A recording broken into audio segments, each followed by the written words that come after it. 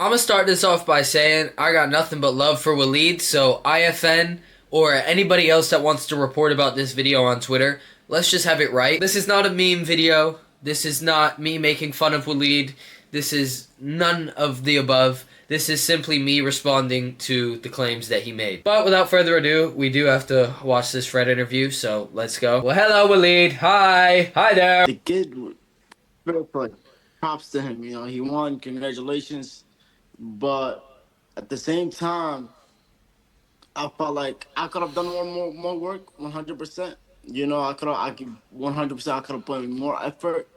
But like, I felt like I did enough where like it could have been a split decision. To be honest with you. So even if it was a split decision, you'd still lose. I don't understand that point. First of all, I appreciate the props. Thank you, bro. Like, it takes a real man to be able to say, you won. Like, it really does. And I have nothing but respect for you for that. But the reason you couldn't get your work off, bro, I was moving the whole fight.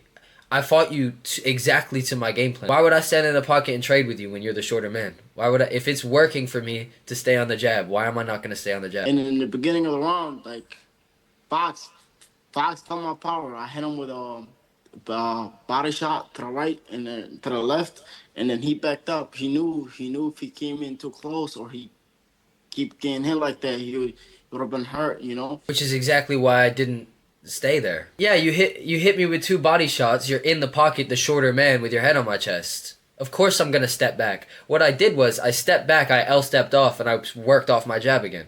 I went back to the game plan. I went back to what I knew would beat you. Yeah, you do have power. 100%. We're two fucking heavy-hitting Michigan boys in 8-ounce gloves. Both of us hit fucking hard. I heard him a couple of times. I came over his glove and over right hand through the guard, and he was. I'll tell you something. He was holding me like he was holding me for dear life. I was holding you for dear life, If you got through my jab and got through my range, what a tall fighter should do before you can start getting your work off, if I don't have anywhere else to go, is clinch you. Clinch you, hold on to you, turn you back onto the ropes, push you off, get back onto my jab. I wasn't holding on for dear life. You did not rock me. You did. I've given you your power, bro. You fucking hit hard. I'll give you that, Walid. You do hit fucking hard. I knew you were going to hit hard, though. Like, look at you, okay? You're this stocky, fucking jacked. I'll give you that. You got your abs. You're a scary fucking guy, okay? I'll give you that. But you didn't rock me. You didn't, no. Hit him again, he would have been out, but didn't happen. Did that, you know? I felt like it would have been. I don't know. I thought it would have been easier to knock him out. You know, maybe the game plan was. You overlooked not there, me. You underestimated me. I feel like I edged it, to be honest with you. He's entitled to his own opinion, everyone, by the way. I saw some of the comments on this interview. He's entitled to his own opinion. If he thinks he won the fight, it's fine.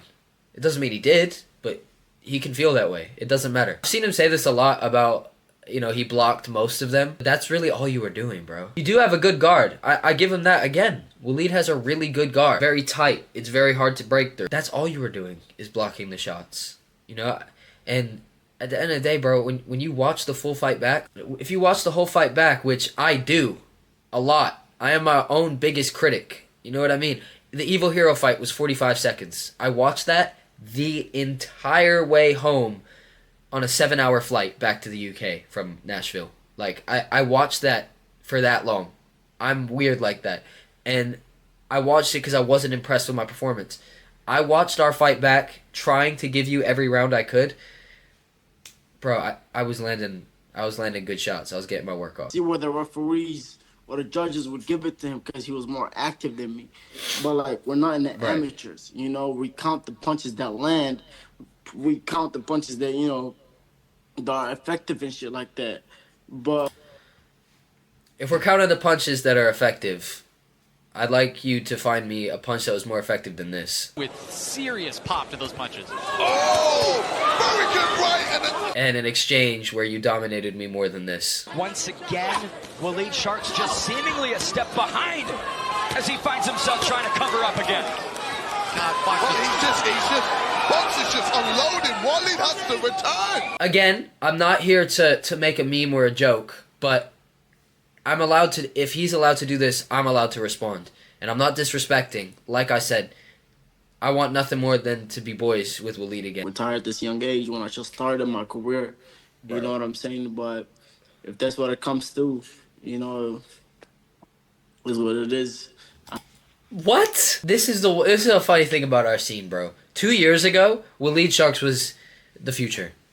And now people are saying retire because of a few losses. Are we serious? Don't retire, bro. That's fucking stupid. And this whole section of the interview is stupid. Talking about how you don't know if Mems is gonna give you another contract. Bro, you're Walid Sharks. You're gonna get another contract. This isn't Walid not being as good as people thought. This is me being better than people thought. Okay? He didn't forget how to box, did he? He's 21 years old.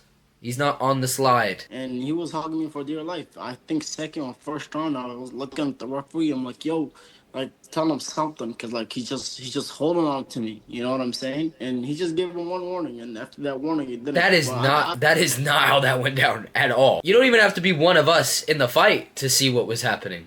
The second I would clinch at all, the referee said no holding. Bro, at one point the referee pushed my back from the middle of the ring all the way onto the back of the ropes, which is exactly where Walid wanted me to be. Don't bring the referee into this. Like I said earlier, I would hold on to you if things got too close. And in the fourth round, I knew I was 3 rounds up. I got fucked with a lot of shot. I hit him with an uppercut on the drop him. And like I was telling you, on the ropes when I was hitting him with the over right Nope. hand. I'm telling you, he was really feeling them. He was feeling them. I felt The them second so round, I much. came out. I felt them so much that I won unanimous decision. That's how much I felt. I'm not trying to be mean. You did not. When did you almost drop me? What? I feel like 4 rounds is not enough for me. You know what I'm saying? Like, I want more rounds because I like to take my time to study my fighter a little bit, you know, get warmed up, and then, you know, pick up this pace. Maybe I should have started at a faster pace, but it happened. I hear It is what that. it is. I hear that, bro. I hear that. It's tough. I think Walid is a 6 to 8 round fighter. I don't disagree with that. The problem is our fight was 4 rounds, and I fought at a 4-round pace, and that's how simple it is. You know, you can make the argument all you want about if it was 6 rounds, if it was 8, it wasn't. So I'm gonna shut that down right away. It wasn't 6 rounds. It wasn't 8 rounds. It was 4 rounds, and I won. Walid has a pro style. He has a good pro style. He made a point earlier about amateurs. I don't fight like an amateur. I fight like a pro as well. Because I'm not trying to tip tap, boom, boom, boom, boom. You said it yourself. I came out trying to knock you out. That's not an amateur style. But I understand your point here. Problem is, as I said, it was a 4-round fight. But you know, I hear what you're saying. Now, having shared the ring with Fox and Dean, who do you think wins that one? Oh, Fox or Dean? Yeah. You know, it was a little bit difficult to fight Fox. You know, he moves a lot.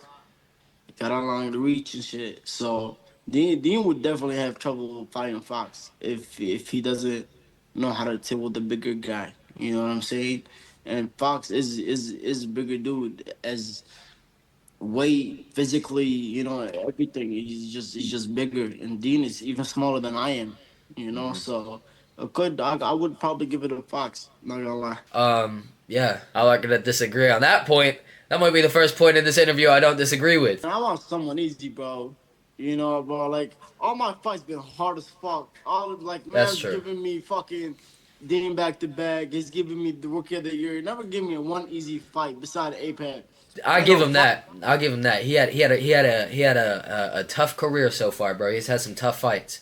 You did say I was an easy fight though, beforehand. You did say that. You also asked for the Dean rematch, and it didn't actually happen back to back. You had the tag team fight and the A-pop fight between those, and you were asking for Dean the whole time. So don't pin that on Mams. Regardless, I hear what you're saying. Like you have fought Dean, 2 easy fights. Me. Shout out to this guy, man. Regardless of how we both feel about how the fight went down, you're a real one, bro. You're a real one. And I got nothing but love for you. And yeah, everyone, thank you for tuning in, and we'll see you in the next one.